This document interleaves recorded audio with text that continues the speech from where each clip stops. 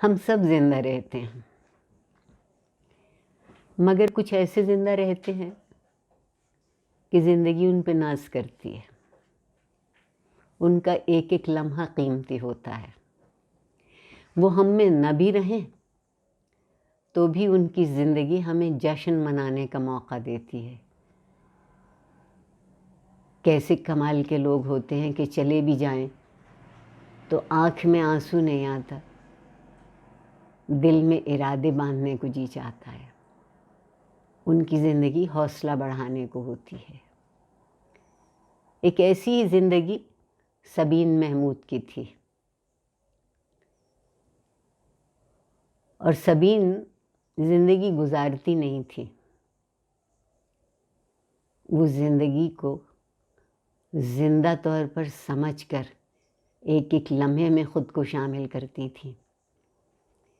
ایک لفظ کارڈیم ہے جو ان کی یاد کے لیے چنا گیا۔ رومن شاعر ہوریس کی نظم سے یہ لفظ آیا ہے۔ ایک سرسری معنی اس کے انگریزی میں یہ بھی ہوتے ہیں کہ پلک اے ڈے۔ بہت سے لوگوں نے اس میں ذرا سی اصلاح کی تو انگریزی میں کہنے لگے کہ سیز اے ڈے، لیکن اس کا سب سے اچھا ترجمہ یہ ہو کہ ہر دن جیو اور اس طرح جیو کہ جینے کا حق ادا کرو۔ اور جینے کا حق ادا ہوتا ہے کہ جو خیال آپ کے اندر ہو اس کو زبان مل جائے۔ بول کہ لب آزاد ہیں تیرے۔ اس خاموشی میں میرا دل گنگناتا ہے۔ آج کل ایک نظم گنگنانے کی حد تک میرے دل میں گونجتی رہتی ہے۔ فیض صاحب کی نظم ہے بول۔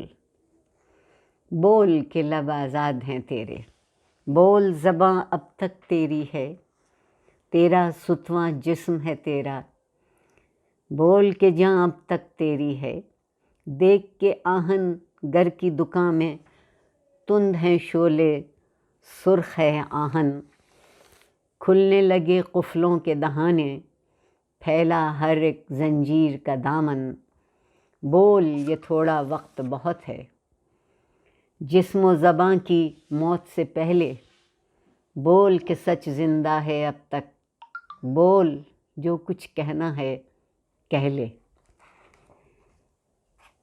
دیکھیے میرے ذہن میں ایک بات آتی ہے، ایک عجب سا خیال سے جوڑتا ہے کہ جو پہلی وحی ہے وہ بھی اقرا ہے، پڑھ۔ تو پڑھنے میں بھی بولنا ہی ہے نا، اور بولنے کے معنی یہ ہوئے کہ جو کچھ ہمارے اندر ہے اس کو باہر لائیں تاکہ دوسروں کو اس میں شریک کر سکیں۔ اپنی بات میں دوسروں کو شریک کرنا بہت ضروری ہوتا ہے کہ دوسروں کے زاویے سے خود اپنا زاویہ خیال بہتر سمجھ میں آنے لگتا ہے۔ فیض صاحب نے جس تنتنے سے یہ نظم شروع کی، بول کے لب آزاد ہیں تیرے، نقش فریادی کا وقت ہمارے ہاں سیاست کی ایک کشمکش کا زمانہ ہے۔ ہم ذہنی غلامی میں بھی ہیں اور سیاسی غلامی میں بھی، اور اس میں خیال اور فکر کو تو شاید کوئی کر لے غلام، لیکن زبان کا غلام ہونا سب سے مشکل بھی ہوتا ہے اور سب سے آسان بھی۔ وہ جو اپنے آپ کو نہیں پہچان پاتے اور جو خود اپنے قدم جما کے کہیں کھڑے نہیں ہو پاتے، وہ سب سے پہلے اپنی قوت گویائی کو ختم کرتے ہیں، بولنا نہیں جانتے۔ اور فیض صاحب کا یہ اعتبار کہ بول کہ لب آزاد ہیں تیرے، بات کی جرأت، بات کہنے کی ہمت، بات کا حوصلہ اور بات کے معنی، یہ تینوں باتیں بول میں آتی ہیں۔ بول زباں اب تک تیری ہے۔ جسم کو پابند کر سکتے ہیں نا، زبان کا پابند ہونا کسی زنجیر اور کسی تالے کی گرفت میں آنا مشکل ہوتا ہے۔ اور تیرا ستواں جسم ہے تیرا، اور یہاں ستواں سے مراد ہے صحت مند، توانا، چوکس، چاق و چوبند۔ بول کہ جاں اب تک تیری ہے۔ اب یہاں ایک بڑی شرط فیض نے رکھ دی کہ ہم اس وقت تک بولیں. اور یہاں بولنا وہ بولنا نہیں ہے جو ہم میں سے بہت سیاست کی دکان چمکانے کو بولتے رہتے ہیں. یہاں بولنا ہے وہ جس کو ہم نے پہلے تولا ہو، عقل کی میزان پر اور احساس کے پیمانے پر. اور جو بات ہم عقل کی میزان پر اور احساس کے پیمانے پر تول چکے ہوں، پھر جب اس کو کہیں گے کہ بول کہ جاں اب تک تیری ہے، کہ زندگی کے معنی یہ ہیں کہ انسان سچ، حق اور خیر کی بات کہنے سے کبھی نہ گھبرائے. دیکھ کے آہنگر کی دکان میں. اب یہ جو ایک مثال ڈھونڈی، تشبیہ دی ہے. آہنگر کہتے لوہار کی دکان جہاں بھٹی گرم ہوتی ہے. تند ہیں شعلے سرخ ہے آہن. اب یہ جو آہنگر کی دکان ہے یہ وقت ہے، اور یہ جو موقع مناسب ہے، یہ جو حالات رواداری کے ساتھ آگے بڑھنے کو آمادہ کر رہے ہیں. تند ہیں شعلے یعنی بھٹی گرم ہے، موقع ہے، لمحہ وہ ہے جس کی گرمی کو، جس کی حدت کو اور جس کی اہمیت کو ہاتھ سے نہیں جانے دے. اور سرخ ہے آہن.